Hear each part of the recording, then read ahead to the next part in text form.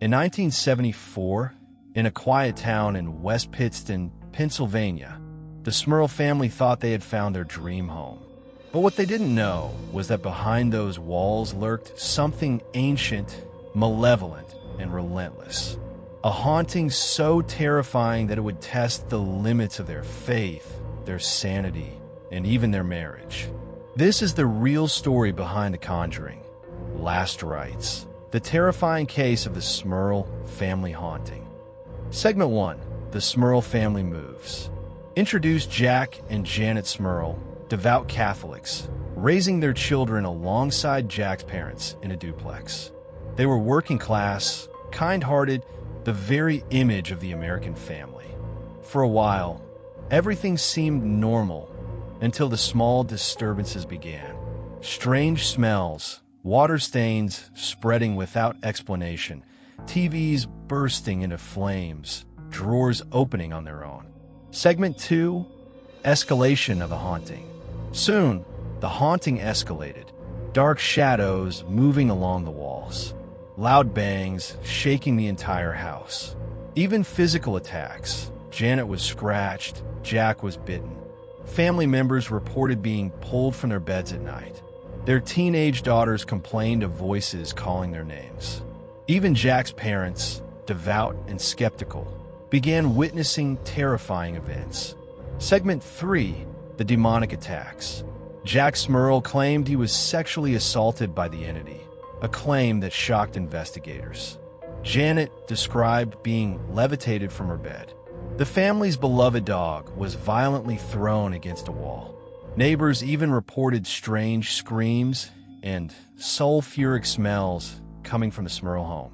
The haunting grew so intense that they couldn't eat, sleep, or live in peace.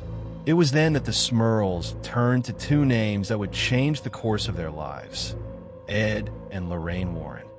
Segment 4. The Warrens enter. The Warrens, famous demonologists, investigated the home.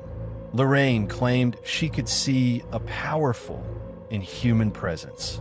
Ed described multiple entities, a violent demon, restless spirits, and even a shadow man attached to the house. They performed blessings, prayers, and minor exorcisms, but the activity only worsened. Local priests were hesitant to perform a full exorcism. The church remained cautious. The Warrens warned the Smurls that this was not a typical haunting.